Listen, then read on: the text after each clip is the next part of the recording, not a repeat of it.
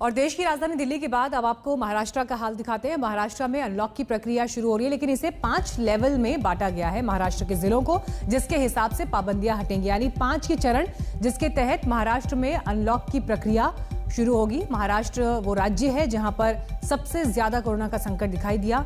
Positivity rate के आधार पर भी ये ढील दी जाएगी। लेवल 1 यानी वो जिले जहां पर सबसे ज्यादा छूट होगी और ये संक्रमण की दर के हिसाब से तय किया जाएगा। लेवल 1 और लेवल 2 में सरकारी दफ्तर खुल पाएंगे इन जिलों में, निजी क्षेत्रों के कार्यालयों को भी इजाजत होगी। यानी लेवल 1 में वो जिले हैं, महाराष्ट्र के वो हिस्से हैं जहां पर सबसे ज्यादा छूट है। लोकल ट्रेन भी यहां पर सामान्य रूप से चलेगी। जैसे मुंबई शहर में लोकल में आम लोग नहीं, ये लेवल 2 के तहत तय किया गया है। सिर्फ स्वास्थ्य सेवाओं से जुड़े लोग के लिए ही लोकल सेवा उपलब्ध रहेगी। मुंबई से इस वक्त मुस्तफा शेख हमारे साथ मौजूद हैं। मुस्तफा, हालांकि 5 लेवल्स में बांटा गया है जिलों को, जिसके आधार पर छूट तय हो रही है। मुंबई में किस तरह की तस्वीर दिखाई दे रही है? बिल्कुल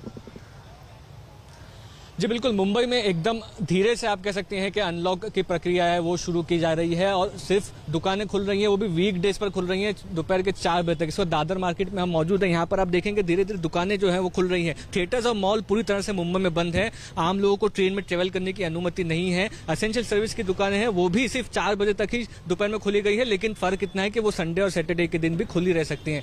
तो मुंबई को इस वक्त लेवल 3 में रखा गया है क्योंकि पॉजिटिविटी जो डर था वो पिछले हफ्ते 5% से ज्यादा था। अभी हफ्ते भर में ये छूट और ज्यादा मिल सकती है, लेकिन आप अगर देखें तो थोड़ी बहुत ट्रैफिक देखने के लिए मिल रही है। लेकिन बाकी के जो इलाके हैं मुंबई से सटे हुए, थाने, नवी मुंबई, वहां पर ज्यादा चीजें खुली हुई हैं। और मुंबई में अभी भी आप कह सकते हैं कि बहुत ही धीमी गति से ये अनलॉक किया गया है। लोगों को सबसे ज्यादा दिक्कत यहीं पे आ रही है कि अगर दुकानदार भी दुकान खोल कर बैठे हैं, लेकिन मुंबई की पूरी आर्थिक गतिविधि ट्रेन से चलती है, इसीलिए दुकानें खुली है लेकिन ग्राहक यहाँ पर नहीं आ रहे हैं क्योंकि लोकल ट्रेन बंद है। और इसीलिए उनकी सबसे बड़ी मांग यही है कि अगर बिजनेस को फिर से एक्टिव करना है और सरकार चाहती है कि ये बिजनेसेस अपने पांव पर खड़े हों फिर से, तो लोकल ट्रेन जल्द से जल्द शुरू करनी पड़ेगी ताकि लोगों की आवाजाही मुंबई में फिर से शुरू हो।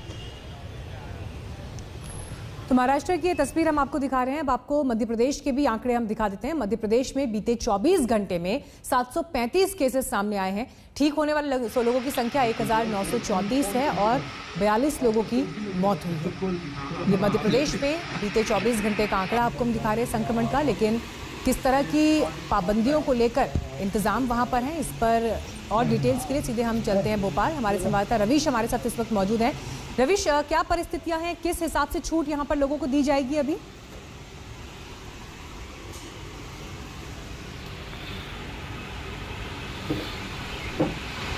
क्या शुरू हो गई है।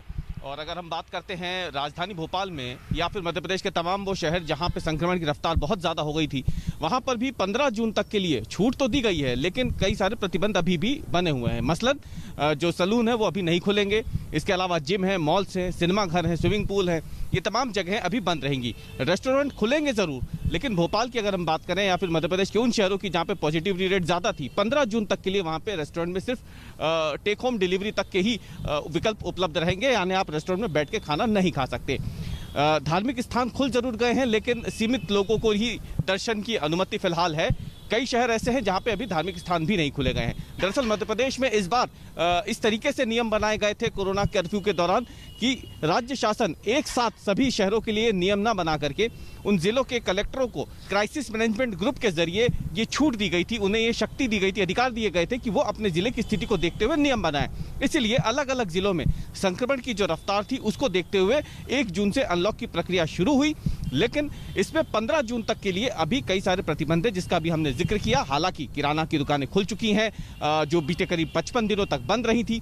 1 जून से लेकर 15 जून तक अब फिलहाल सरकार ये देखेगी कि इतनी सीमित दायरे में जो छूट दी गई है इसके बाद संक्रमण की क्या स्थिति रहती है। क्या अनलॉक खुलने के साथ संक्रमण बढ़ता है या फिर उसमें स्थिरता बनी रहती है जो आंकड़े घटे हैं। 15 जून के बाद और ज्यादा नए प्रतिबंध जो है वो लगाने हैं या फिर और ज्यादा छूट देनी है, ये देखा जाएगा संक्रमण की रफ्तार को देखते हुए। लेकिन फिलहाल राहत की खबर ये है कि मध्य प्रदेश में अनलॉक के बाद भी संक्रमण नीचे आ रहा है और पॉजिटिविटी रेट जो है वो लगातार गिरती जा रही है, जो गिर करके अब 0.9% रह गई है। ठीक है, शुक्रिया रवीश जानकारी के लिए आपका। मुस्तफा, आपका भी धन्यवाद तमाम जानकारी के लिए। वक्त हमारे एक ब्रेक का है, फौरन लौटेंगे, देखते रहिए आज तक।